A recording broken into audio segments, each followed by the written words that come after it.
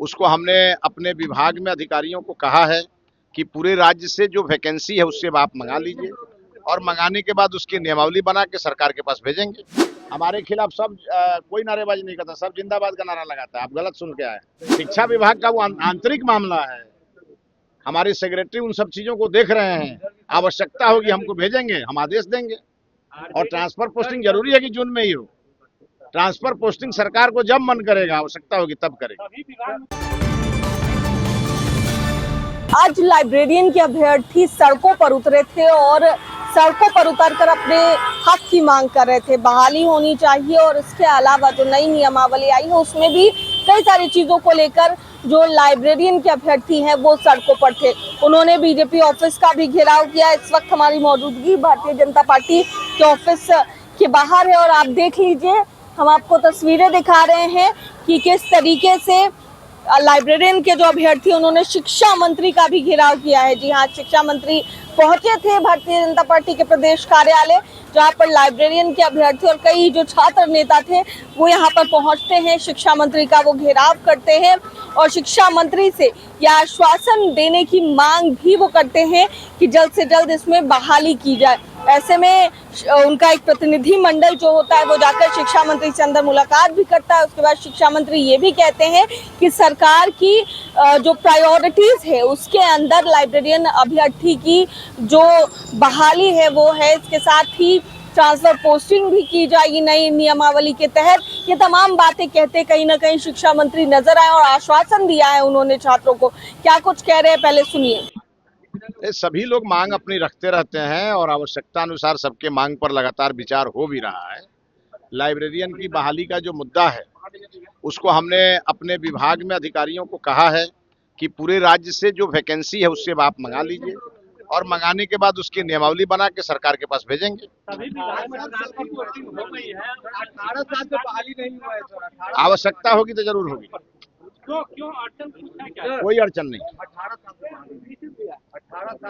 अरे अब नहीं हुई है तो होगी। आप लोग थोड़ा नीचे करिए इसको। हाँ, क्या कह रहे थे? हमारे खिलाफ सब कोई नारेबाजी नहीं करता, सब जिंदाबाद का नारा लगाता है। आप गलत सुन के आए। अभी सर बाहर में मुर्दाबाद के नारे लगा रहे हैं सर। तो आप लोग लगवा रहे होंगे। नहीं, हम नहीं लगवा रहे हैं, सारे अभ्यर्थी लगवा रहे हैं सर। ऐसा है, सुनिए मेरी बात सुनिए। हमें मंत्री बने अभी 1.5 महीना ही हुआ। हमने अपने सारी प्राथमिकताओं को तय किया है। उसमें आपको लाइब्रेरी भी प्राथमिकता है।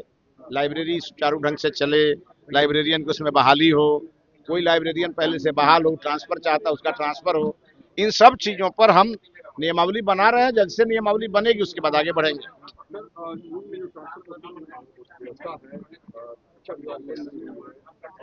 वो उसके लिए आप लोग क्यों परेशान? शिक्षा विभाग का वो आंतरिक मामला है। हमारे सेक्रेटरी उन सब चीजों को देख रहे हैं। आवश्यकता होगी हमको भेजेंगे, हम आदेश देंगे। और ट्रांसफर पोस्टिंग जरूरी है कि जून में ही हो। ट्रांसफर पोस्टिंग सरकार को जब मन करेगा, आवश्यकता होगी तब करेगी। उससे क्या मतलब है भाई? ट्रांसफर पोस्टिंग से टीआरई 4 का क्या मतलब है? ट्रांसफर पोस्टिंग से टीआरई 4 का क्या मतलब है? टीआरई 4 जुलाई में आएगा, मैं बार बार कह चुका हूँ और अभ्यर्थी तैयारी में लगे हैं। ट्रांसफर पॉलिसी तो आ चुकी है शिक्षकों की और वो पोर्टल एक्टिव होगा, उसका शेड्यूल जारी हो जाएगा 1-2 दिनों में। जब उसका शेड्यूल जारी होगा तो शिक्षकों का ट्रांसफर पोस्टिंग अलग मामला है, टीआरई 4 का बहाली अलग मामला है। रेशनलाइजेशन हमारा 74% पूरा हो चुका है। चलिए उन्हें बधाई कि उनका उम्र 30 साल हो गया, लेकिन लोगों की यादें बहुत ताजा हैं। मैं उनको बधाई देता हूं, लेकिन 1990 से 2005 तक के जो उनके करतूत हैं वो लोगों के याददाश्त में ताजा है। वो चल रही है, अपनी प्रक्रिया में चल रही है। अभी वो प्रक्रिया में है, सभी जिलों में उसकी जांच चल रही है। वो सरकार का इंटरनल मामला है, वो आते जाएगा, कार्रवाई होते जाएगा। उसके लिए हम खुद बहुत कड़ाई किए हुए हैं और ऐसे शिक्षक जो स्कूल के साथ धोखा करेंगे, शिक्षा विभाग उन पे कड़ी कार्रवाई करेगा। ये पहले से स्पष्ट है। सर आनंद किशोर पर जो पूर्व अध्यक्ष रहे शिक्षा बोर्ड का, उनपे आरजेडी एमपी बहुत बड़ा आरोप लगा रहे हैं सर। अब आनंद किशोर जी पर क्या आरोप है मैं नहीं जानता।